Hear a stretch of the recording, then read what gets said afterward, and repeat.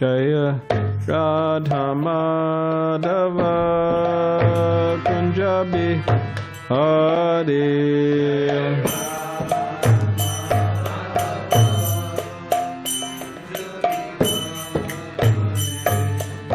Radha Madhava Kunja Bihari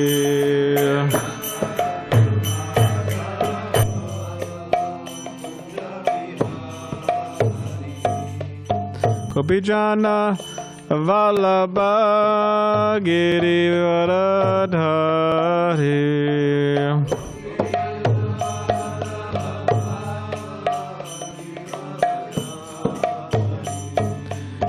Gopijana Vallabha Girivaradhari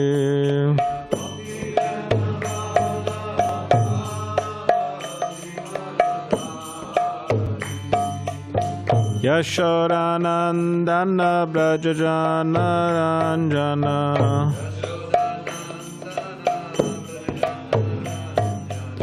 Yashodanandana Brajajana Ranjana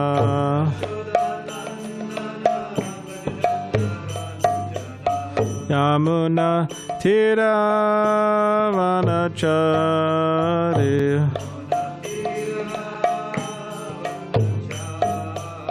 Yamuna Tiravanachari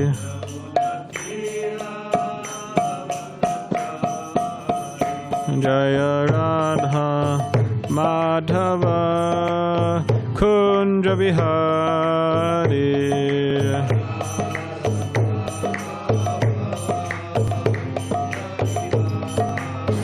Jaya Radha Madhava Kunja Bihari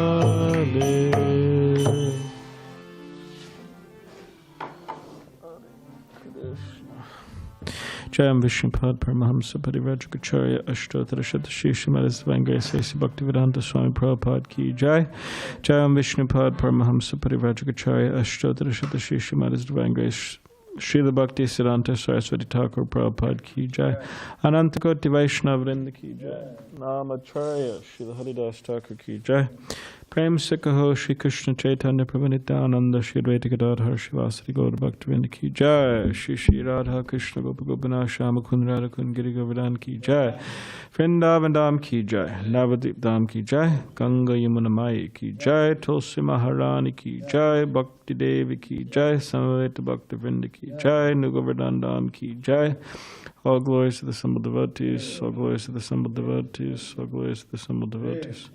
All glories to Sri Guru and Sri Gauranga. All glories to the Prabhupada. Om Namo Bhagavate Vasudevaya. Om Namo Bhagavate Vasudevaya. Om Namo Bhagavate Vasudevaya.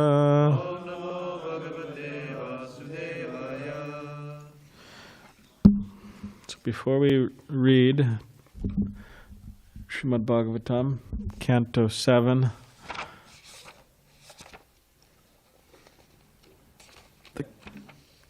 the Science of God, Chapter 2, Hiranyakashipu, King of the Demons, Text 15, we will read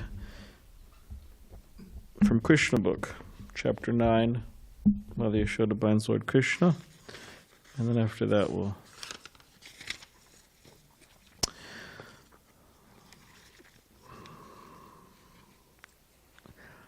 Once upon a time, seeing that her maidservant was engaged in different household duties, Mother Yashoda personally took charge of churning butter. And while she churned butter, she sang the childhood pastimes of Krishna and enjoyed thinking of her son. The end of her sari was tightly wrapped while she churned, and on account of her intense love for her son, milk automatically dripped from her breasts, which moved as she labored very hard, churning with 2 hands. The bangles and bracelets on her hands tinkled as they touched each other, and her earrings and breast shook. There were drops of perspiration on her face. On the flower garland which was on her head scattered, and the flower garland which was on her head scattered here and there. Before this picturesque sight, Lord Krishna appeared as a child. He felt hungry, and to increase his mother's love, he wanted her to stop churning. He indicated that her first business was to let him suck her breasts, and then she could churn butter later. Mother Yashoda took her son on her lap and pushed the nipple of her breast into his mouth. And while Krishna was sucking the milk and smiling, she was enjoying the beauty of her child's face. Suddenly, the milk which was on the stove began to boil over. That's strange. Oh, there's just seems to be some water on this book. A little bit of water. I'm wondering.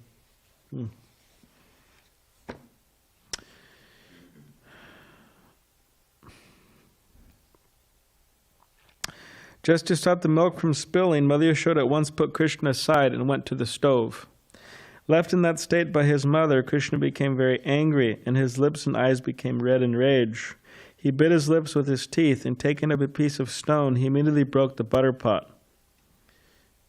He took butter out of it, and with false tears in his eyes, he began to eat the butter in a secluded place. So we see here that Omiganativadandasya Gananjana Shalakaya Chukshudan Militam Editasmai Shri Guruvena Mahamukam Karirivachalam Bangam Langa Tegrim Yokipatamaham Vande Shri Gurun Dinitaranam Vancha Kapadri Vishaki Basan Bevachapatitanam Pavne Bio Vaishnave Bio Namo Namaha Jaya Shri Krishna Chaitanya Prabhanitananda Shri Advaita Gadadhar Shivasade Hare Krishna, Krishna Krishna, Hare Hare, Hare Rama, Rama Rama, Hare Hare. So this particular pastime, and actually so many of the pastimes are, practically all of the pastimes have been commented on by our previous acharyas throughout history. And this particular pastime has also been commented on by a number of our previous acharyas.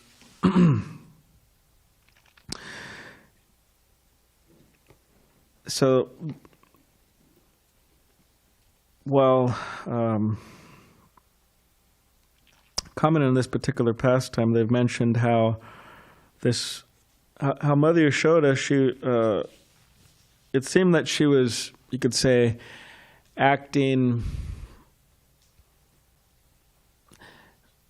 from an external point of view. You could say maybe she was acting in a selfish way. It may look like that. Now, of course, Mother Yashoda, the reason why she got up to tend to the milk that was boiling over the stovetop was for Krishna's pleasure. It wasn't that she was getting up to check her email or, of course, check the score in the local game or something, or the cricket or something. Of course, none of those things existed at that particular time in Mother Yashoda. Anyways, but she was tending to this to this milk that was boiling on the stovetop, and it was a special type of milk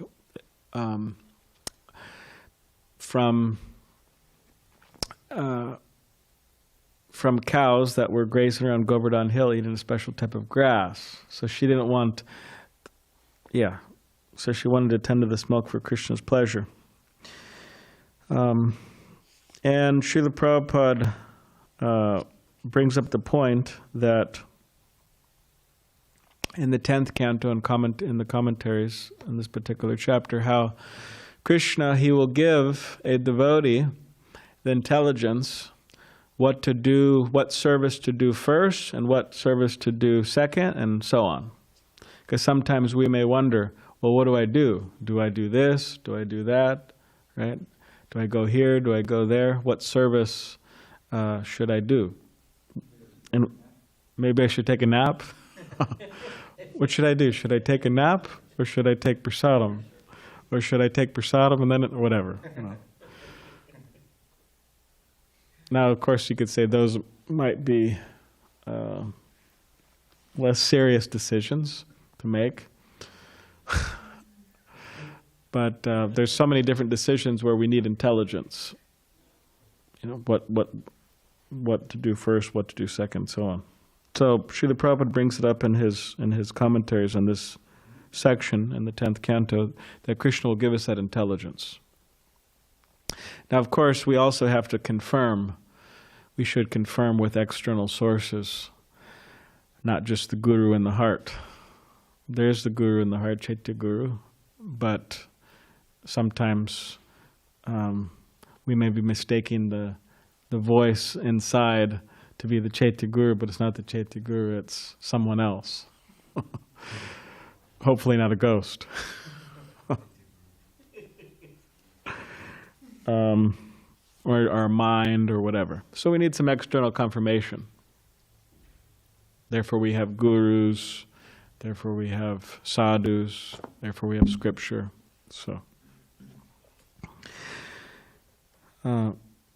So in this way, you could say Mother Yashoda was inspired. Mother Yashoda was inspired to tend to the milk first, to interrupt her serving Krishna in a particular way, to serve Krishna in another way by tending to the milk. But Krishna didn't like this. He became angry. And it said that he became angry and he was biting his lips. It says his lips and eyes became red in rage. I mean, that's right, pretty angry there. He bit his lips with his teeth, and then taking up the piece of stone, he immediately broke the butter pot.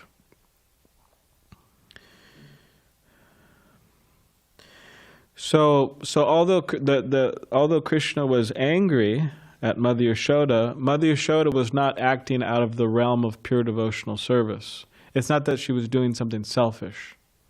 She was doing this for Krishna's pleasure, tending to this particular milk.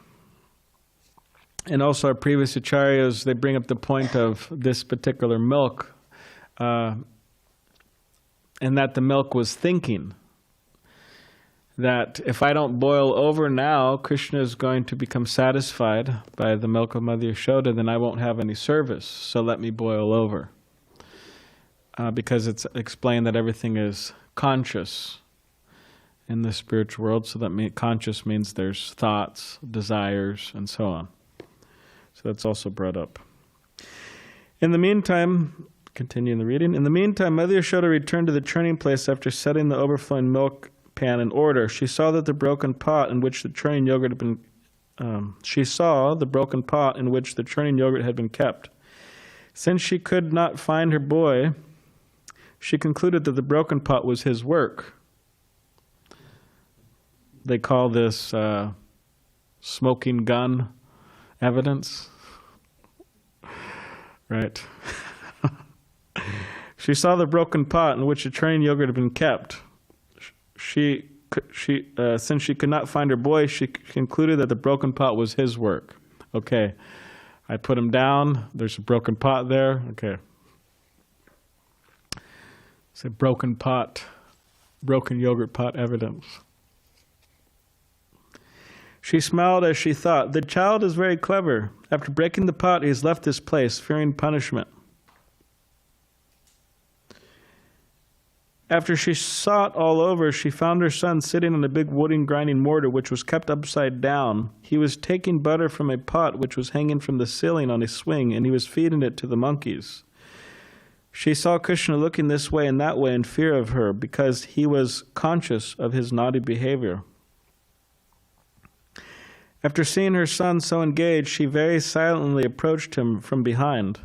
Krishna, however, saw her coming toward him with a stick in her hand, and he immediately got down from the grinding mortar and began to flee in fear. Mother Yashoda chased him to all corners, trying to capture the Supreme Personality of Godhead. So this particular term, Srila Prabhupada used it quite a lot, Supreme Personality of Godhead. I think if you look it up if if you look up how many times Srila Prabhupada used it, he used it something like 7,296 times. Quite a lot. And devotees, yeah. But it's an interesting term because Supreme Personality of Godhead, because it combines supreme or divine or God, right, with a very intimate term, personality. Because generally you think, okay, or people, a lot of the time people think, okay, there's God, which is like this powerful force that is indescribable, no one knows, like a light or a force. So it's not just supreme, but personality. But there's a personality there also. And that is intimate. You know, it's intimate,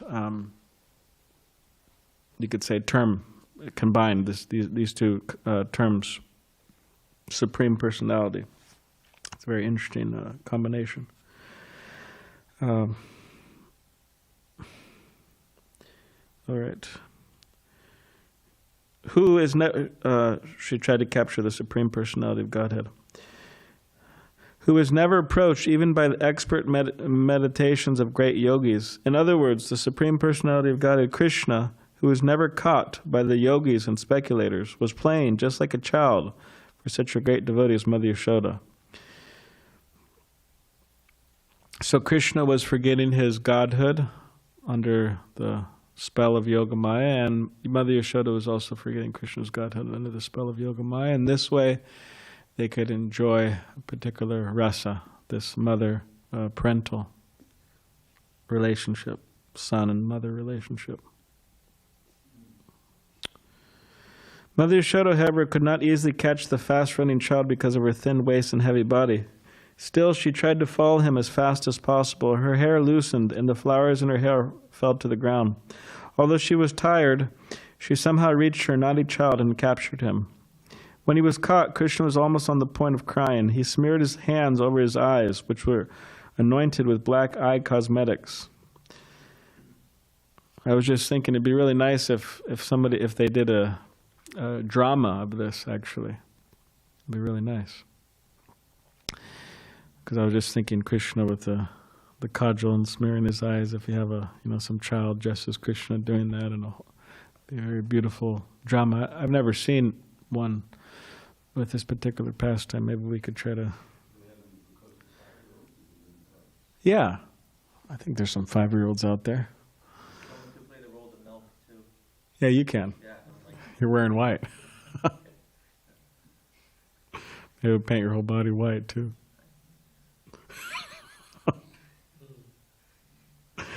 The child saw his mother's face while she stood over him, and his eyes became restless from fear. Mother Yashoda could understand that Krishna was unnecessarily afraid, and for his benefit she wanted to allay his fears. Being the topmost well-wisher of her child, Mother Yashoda thought, if the child is too fearful of me, I don't know what will happen to him. Mother Yashoda then threw away her stick. In order to punish him, she thought to bind his hands with some ropes. She did not know the power of her little child, or that it was actually impossible for her to bind the Supreme Personality of Godhead. Mother Yashoda was thinking that Krishna was her tiny child. She did not know that the child had no limitation. There was no inside or outside of him, nor beginning or end. He is unlimited and all-pervading. Indeed, he himself... Right. Indeed, he is himself the whole cosmic manifestation. Still, Mother Yashoda was thinking of Krishna as her child. Although he is beyond the reach of all senses, she endeavored to bind him to a wooden grinding mortar. But when she tried to bind him, she found that the rope she was using was too short, by 2 inches. Okay, everybody knows the answer, right? These 2 inches. Everybody knows. Almost everybody represents. What are the 2 inches, Tyler? One is our endeavor. Yes. And one is the Lord's mercy. Yes, which has been a philosophical or religious debate, discussion throughout history that what is it? Is it God's mercy that we become successful, fully successful, or is it our endeavor? And what do the Vaishnavas say? Both. Yes. Yeah. Which is, much of modern day Christianity. But we could also, because we could also criticize the Hindus and the Muslims and everybody else too, right? Not just criticize the Christians, but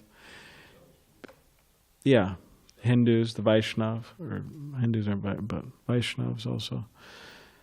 I was going to criticize the devotees too. Don't worry, Vijay Prabhu. I was going to get there, but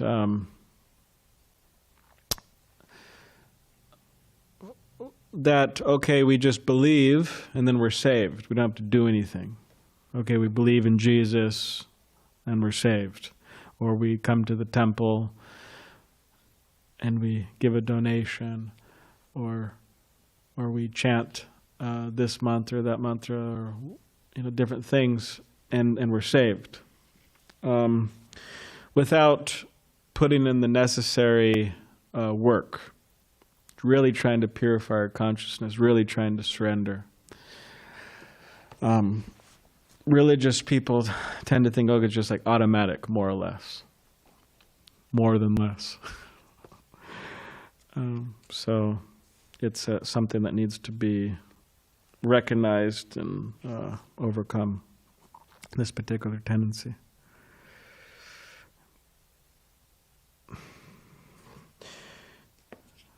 All right.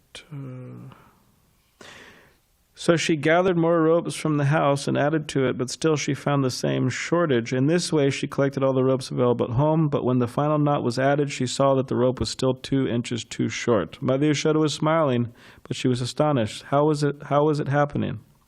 How was it happening? In attempting to bind her son, she became tired. She was perspiring, and the garland on her head fell down. Then Lord Krishna appreciated the hard labor of his mother. In being compassionate upon her, he agreed to be bound up by the ropes. Krishna, playing as a human child in the house of Mother Yashoda, was performing his own selected pastimes. Otherwise, no one could control the Supreme Personality of Godhead. As the pure devotee surrenders himself unto the lotus feet of the Lord, who may either protect or vanquish the devotee forgets his subordinate position. Similarly, the Lord also feels transcendental pleasure by submitting himself to the protection of the devotee. This was exemplified by Krishna's surrender to his mother, Yashoda. Krishna is the supreme bestower of all kinds of liberation to his devotees. But the benediction which was bestowed upon Mother Yashoda was never experienced even by Lord Brahma or Lord Shiva or the goddess of fortune. The Supreme Personality of Godhead, who is known as the son of Yashoda and Nanda Maharaj, is never so completely known to the yogis and speculators. But he is easily available to his devotees, nor is he appreciated as the supreme reservoir of all pleasure by the yogis and speculators. After binding her son, Mother Yashoda engaged herself in household affairs. At that time, bound up to the wooden mortar, Krishna could see a pair of trees before him, which were known as Arjuna trees. The great reservoir of pleasure, Lord Sri Krishna thus thought to himself, Mother Yashoda first of all left without feeding me sufficient milk, and therefore I broke the pot of yogurt and distributed the stock, butter, and charity to the monkeys. Now she has bound me up to a wooden mortar, so I shall do something more mischievous than before.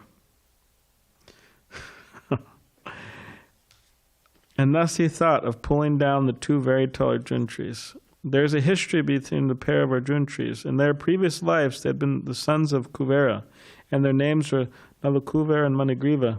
Fortunately, they later came within the vision of the Lord. In their previous lives, the great sage Narada had cursed them in order to bestow the highest benediction of seeing Lord Krishna. This benediction curse was bestowed upon them because of their forgetfulness due to intoxication. This story will be narrated in the next chapter. Thus end the Bhaktivedanta purport of the 9th chapter of Krishna, Mother Yashoda, binds Lord Krishna. So next chapter, chapter 10, continue on your own time. Yes. Okay.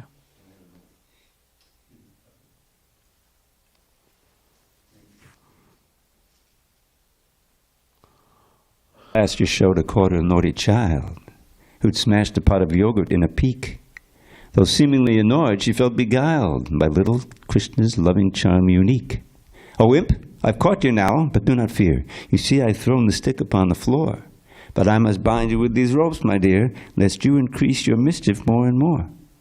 And so Yashoda bound her little son, who hid his glory to evoke her love. The blessings she enjoyed are never won by gods and goddesses who dwell above. All right. Thank you for that. The definition of peak. Peak means that he was annoyed, he was angry.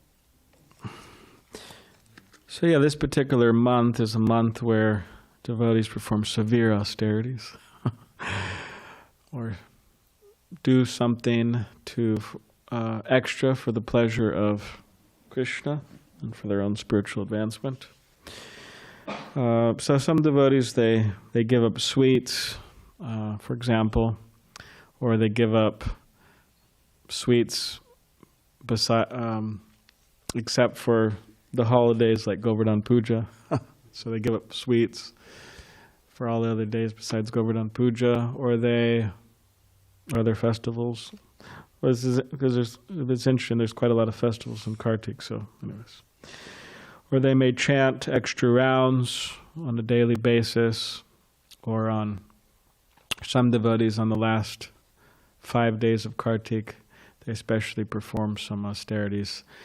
I think it's first day they take only milk, second day ghee, third day cow dung, cow urine, and they're chanting a lot of rounds each day. So there's different things that we could do, read more,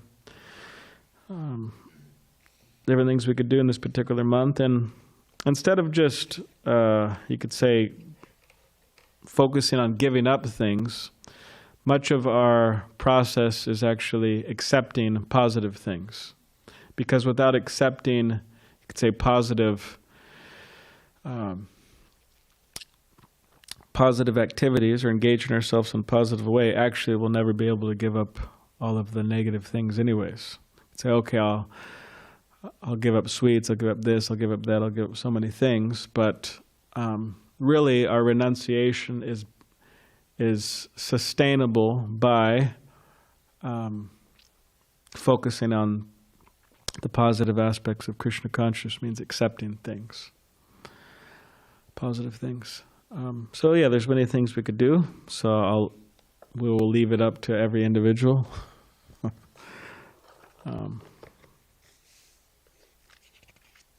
But it's a great opportunity, and it's you could say incentive to try to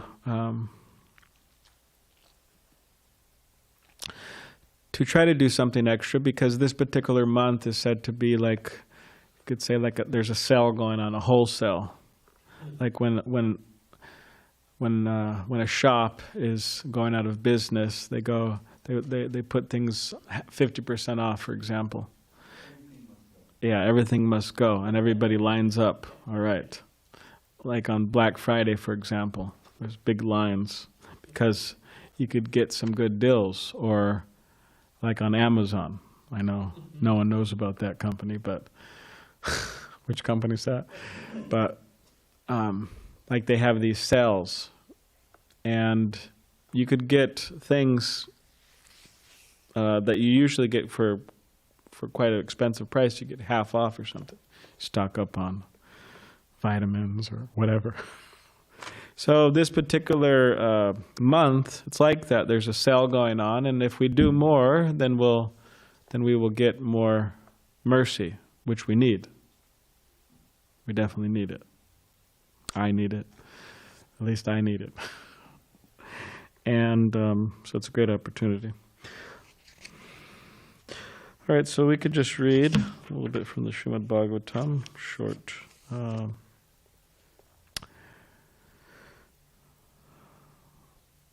What's the meter? You're talking about the verse on the board? Yes. Okay. K chit kan nit. The first line is a little irregular. How about you? Would you like to chant it, Dravida Prabhu? My mind's not exactly. One word thing, or should we just launch into it? I think you could just chant it, and then I'll just read I'll just read the English because of the time. Okay. Well, everyone, yeah. Kechit kanitra bibidhu. Kechit kanitra bibidhu. Setu prakara gopuran. Setu prakara gopuran. Ajivyang chichidhu vrikshan. Ajivyam chichidhu vrikshan. Kechit parashupanayaha. Kechit parashupanayaha. Pradahan sadananyeke. Pradahan sadananyeke. Pajanang jwalitol mukai. Janam jalito mukai. Okay. Translation. Commentary by His Divine Grace, A.C. Bhaktivedanta Swami Prabhupada. Some of the demons took digging instruments and broke down the bridges. Demons are up to no good. The protective walls and the gates, gopuras, of the cities. Some took axes and began cutting the important trees that produce mango, jackfruit, and other sources of food. Some of the demons took firebrands and set fire to the residential quarters of the citizens. Purport. Cutting of trees is generally prohibited. In particular, trees that produce nice fruit for the maintenance of human society should not be cut. In different countries, there are different types of fruit trees. In India, the mango and jackfruit trees are prominent. In other places, there are mango trees, jackfruit trees, coconut trees, and berry trees. Any tree that produces nice fruit for the maintenance of the people should not be cut at all. This is a Shastric injunction. Can read the next one. Evam viprakrite loke daityanendranu charai muhu devam deva prityaja bhuvi cherur alakshataha. Thus disturbed again and again by the unnatural occurrences caused by the followers of Hiranyakashipu, all the people had to cease the activities of Vedic culture. Not receiving the results of yajna, the demigods also became disturbed. They left their residential quarters in the heavenly planets and, unobserved by the demons, began wandering on the planet Earth to see the disasters. Purport. Stated in Bhagavad Gita, the performance of yajna brings reciprocal good fortune for both human beings and the demigods. When the performances of yajna were stopped by the disturbances of the demons, the demigods were naturally bereft of the results of yajna and hampered in executing their respective duties. Therefore, they came down to the planet Earth to see how people had become disturbed and to consider what to do.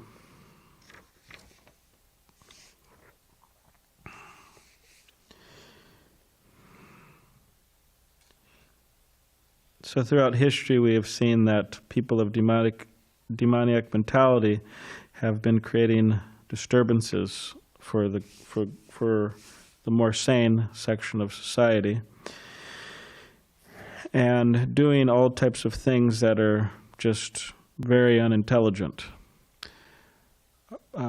Just like nowadays, there are so many, you could say, people who are lacking brain substance or lacking intelligent, foolish people who are destroying the very, you could say, place in which they're living, namely planet Earth. So we could see how unintelligent this is. I mean, even the lower species of life, animals, aren't seen to do such foolish things, generally. But the man animals, or the two-legged animals, dviparupashus, of Kali Yuga, are so unintelligent, means the leaders, or the so-called leaders, are so unintelligent that they're destroying the very place they're living, all for the purpose of just greed, money. As long as we could enjoy our senses to the topmost degree, and we could live in a relatively nice place, who cares about everybody else? How much other people have to suffer? So we could see how this is such a crooked mentality. And as the general principle is that they say fish rot from the head, so leaders are crooked, and then they inspire the general populace to be crooked.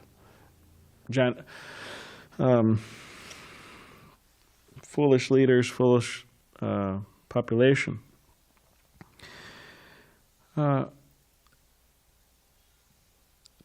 And we see that these persons of demonic mentality throughout the world, the leaders throughout the world, they do not have the proper intelligence to solve the problems that have been created in the world. But we see that generally what's going on throughout the world is they keep on increasing the problems, such as war, right? I'm sure no one's following the news here, right? We don't. Yeah, what war? I guess you could say what war. There's so many wars. But war here, there, so many places. I was just thinking one thing. They asked Jayadvaita Swami, one devotee asked Jayadvaita Swami. He would ask him every Kartik, on a number of Kartiks, Maya Maharaj, what's your vow for Kartik? And then Jayadvaita Swami, a number of years, he said the same thing. And he said, oh, my vow? He said, no newspapers. Anyways, but so we see that there's the wars throughout history have not, there's always a war going on practically. There's always people hungry, there's always people unnecessarily hungry, unnecessarily suffering throughout the world due to the mismanagement of the leaders throughout the world, so-called leaders of the world. So their intelligence has been covered by lust, by kama, by strong desires to enjoy this world. And when one's intelligence becomes covered by lust, they do all types of stupid things, all types of foolish things, thinking themselves very intelligent. And successful and powerful and so on. So as it happens on a big scale, means people who are leading countries throughout the world or misleading countries throughout the world, it could also happen on a smaller scale. It means us as individuals, our intelligence can be covered by lust in different degrees. Strong material desires. And then when our intelligence becomes covered by lust, we do all types of unintelligent things that just are actually self-destructive. This is called the mode of ignorance. Mode of ignorance is destruction. We destroy ourselves. We destroy the place we live in.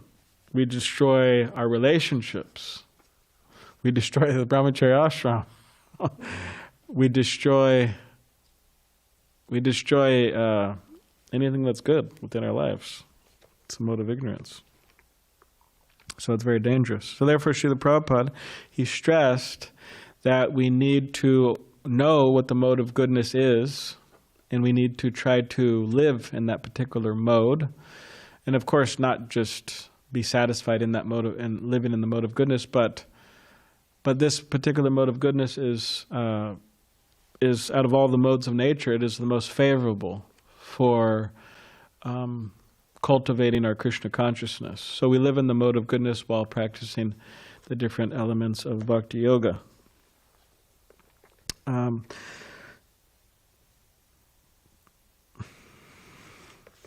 So we see here that just as modern day persons of demonic mentality are causing chaos in the world in so many different ways, we see that in the past, however many years ago this was, a long time ago, all of these demons were creating a lot of problems. They were cutting trees, they were destroying buildings, bridges, residential quarters. I mean, they were destroying everything. It's a mode of ignorance. And then they wanted to stop yajna. Demons don't like yajna for Vishnu. They want to do their yajna for sense gratification. Means they want to work hard for their own selfish enjoyment and the enjoyment of their immediate clan or their tribe or group. But in terms of doing yajna for Vishnu, oh, stop it, please. Spare us. Destroy all the churches, destroy all the temples, destroy all the mosques. Or at least create a civilization or create a particular society that doesn't promote it at all. That doesn't reward the mode of goodness. That doesn't reward being a religious person. That doesn't reward renunciation. Like nowadays, nobody cares whether you're renounced or not. It doesn't matter. What matters is if you have money, then you're important. And we see that also we have to be careful because it's a contamination, and contamination could also enter into spiritual circles that we shouldn't think, oh, he's such an important devotee, he has lots of money. Or he has this material qualification, that material qualification, we'll offer him special respect because of that. But the real, you could say, the real thing that should be noticed and respected and so on is the renunciation. How much have they given up trying to be proprietors and own and enjoyers and what else? Controllers of this world, and how much they're attached to Krishna. That should be the what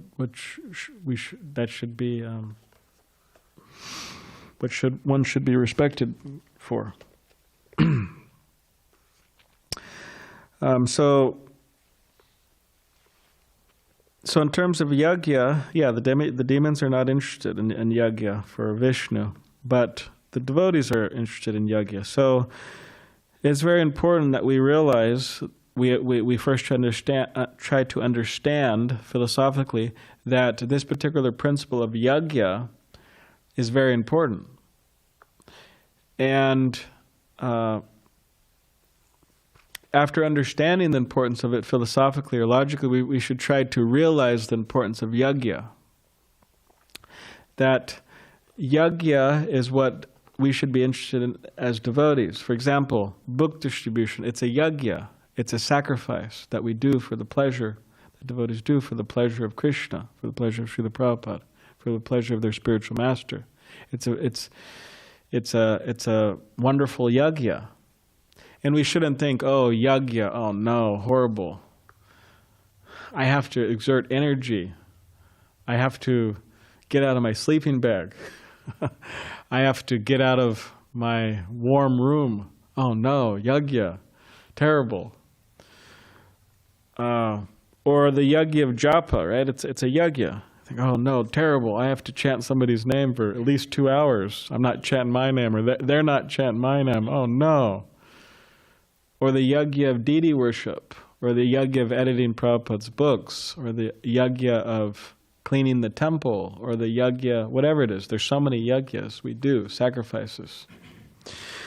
But these yajnas we should understand to be powerful, and we should understand that these actually purify us. These bring us closer to the goal of the human form of life. They bring us closer to experiencing love of Krishna if they're done in the proper way, yajnas. And out of all the yajnas, the most important yajna in this particular age, I'm sure we've heard this a number of times, right? Hare Krishna, Krishna Krishna, Hare Hare, Hare Rama, Rama Rama, Hare Hare. So these particular, so a devotee should understand that the point of their life, or what they should be doing with their life, is yajna. And even brahmacharya ashram and sannyasa ashram, for example, vanaprastha ashram, these you could say, are more renounced positions to have in many ways. They should be, right? Positions of renunciation. But someone may tend just to think, okay, well, yajna is meant for the guys in orange, the bald guys in orange. Or yajna is meant for those vanaprasthas who have somehow or other their grihastha life has fallen apart, right? I mean, they didn't want to be vanaprasthas, but it happened by evil. What do you call providence? Providence isn't evil, by the way, but it's for them. But yajnas is also for grihasthas. Yajna, they have to perform yajna. They have to give charity, for example. Grihasthas have to give charity. If they don't, it's hard for them to become purified, for example. That's one of their duties. And if they can't, and if they say, well, all the temples are corrupt in ISKCON, I can't give a dime to any of them. Okay, well, you better find somebody or something to give to. You have to give. Or the yajna of taking care of children. It's a real yajna. Right? Prabhu? It's not easy. Provide for them everything. You have to provide everything for them. School, education, clothes, everything. Food, they're completely dependent on you. Like, absolutely 100%, like, dependent on you for everything. And then there's a whole spiritual side also. So, yajna of raising children. So we all have our yajnas to perform, whatever particular ashram. And we should not perform yajna in the mode of ignorance or the mode of passion, which is described in the 17th chapter, I believe, of the Bhagavad Gita. But we should perform yajna in the mode of goodness, without being attached to the results, out of duty, and ultimately for the pleasure of Krishna. So does anybody have any question?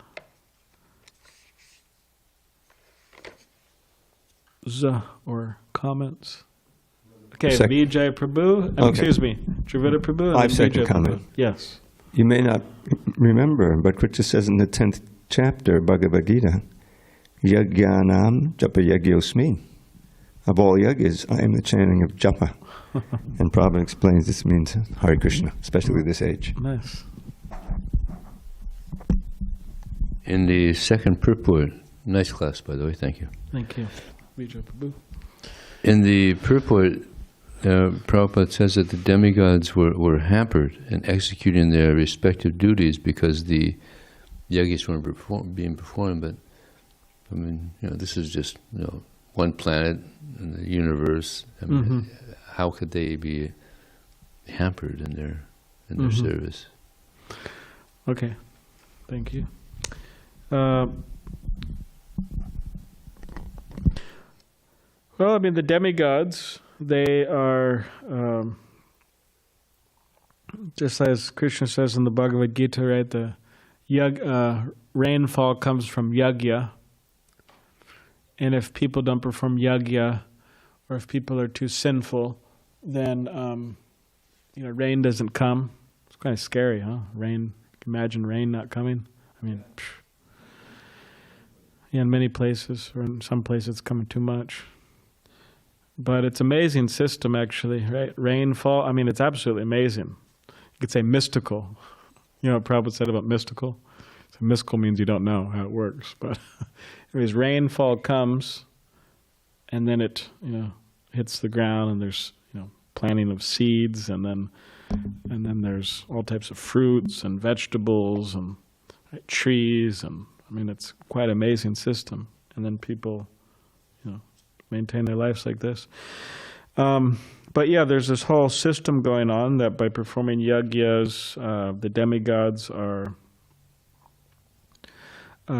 pleased and satisfied, and then they in turn help, or they in turn do their job and help, you could say, things go on in this particular world. Now, in terms of you could say, well, hey, it's just this one planet. I mean, it's this one planet. So how can sacrifices being stopped on this one planet affect the demigods and so on? So would anyone have any ideas about that?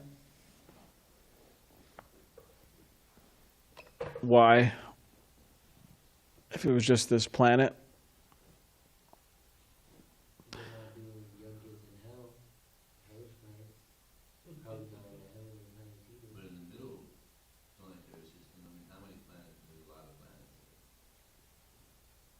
Mm-hmm. Well, it says that Hiranyakashipu, says he was terrorizing the whole universe. He had everybody under their control. Right? So, this planet, so many planets. So, were the demons causing havoc on all the planets? This planet, that planet, so many jumping around. I mean, because understanding the mystical nature of things, right, in Krishna consciousness, we have to kind of expand our expand our vision, or at least kind of think outside the box, or think in a bigger way, which can be a little troubling sometimes. I mean, wherever you go to, they have trouble with this in Austria, they have trouble with this in Germany, they have trouble with this all over, that they like chanting Hare Krishna, they like certain philosophical points, but there's certain things that are just like, wow, that's like really hard to accept. Lord Rama, four heads right in a swan, or whatever it may be. So yeah, what I'm saying is that, okay, maybe the demons are on all these other planets, and in this way they're really starting trouble and stopping sacrifices. You have something? I was also thinking, it doesn't say that they were absolutely like stopped. It doesn't say. It just said that they were hampered, disturbed, that they felt the effect. Yeah. So a whole planet of people not doing yajna when they were just doing, it's Satya Yuga. So when they were just doing yajna, and then all of a sudden they stopped. I'm sure they felt that. Yeah. Maybe it didn't absolutely stop everything. Like like they were about to.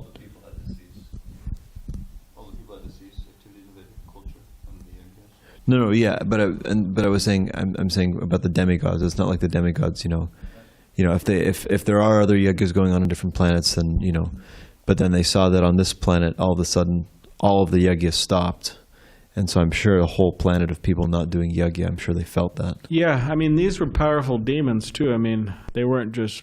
I mean, they're like Hiranyakashipu's crew. I mean, these are very powerful, and we see in the Bhagavatam also that things are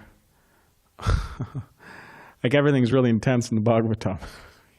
It's like they stop performing sacrifices, and like, for example, I was thinking about Dhruva Maharaj. I mean, Dhruva Maharaj performing austerities. It says that through his austerities, the demigods, it was like what's the description? Yeah, it was they couldn't breathe. I mean, that's like you could say, oh well, it's just one person on this planet. And then the demigods are filling it, but that's what the description is. So powerful. So we see within the Bhagavatam, there's many descriptions. Yes. Another thing I was thinking also is that it says that Prabhupada says in the purport that they were hampered in the execution of their respective duties. So one way that could also be read is that it's Satya Yuga, so like these things aren't really supposed to stop, so their duty is to continue, providing rain and all these things. Keep the fire burning, yeah. Yeah, and so then all of a sudden it stopped. So they were hampered in the execution of their respective duties for this particular planet. Mm-hmm. Not necessarily, but I don't know. Anyway, that's just some thoughts. Is there any place, if maybe there wasn't, I missed it, I didn't notice any place where what did specifically say that the demons are just attacking this planet? I mean, because Hiranyakashipu is saying, go wherever this is being performed, wherever there's good culture and so on. It seemed like wherever, which then for me, I think it would be reasonable to say what you're saying, that means whatever planets. And as Dharmaraj is saying, well, that would mostly mean the middle planets, wouldn't really mean the hellish planets. Yeah. But maybe I'm wrong. Maybe there is some statement in here where he is directing specifically the Earth. Just the Earth. So when he says go wherever, he's meaning wherever on that planet. Okay. Well, Earth is an important. This planet is. I mean, it confirms my thought all along that this planet's very important. Yes. Some might also opine that there's only one Earth planet. Some are of that opinion that there's only one planet in the middle of the planetary systems, that there's not multiple. So anyway, that's also maybe something. Yeah. All right. Any other questions or comments? Looks like Tyler jetted out. Okay. Last night. Thank you very much. Grantat Shrimad Bhagavatam ki jai, Shri Prabhupada ki jai, Kartik Ratik ki jai.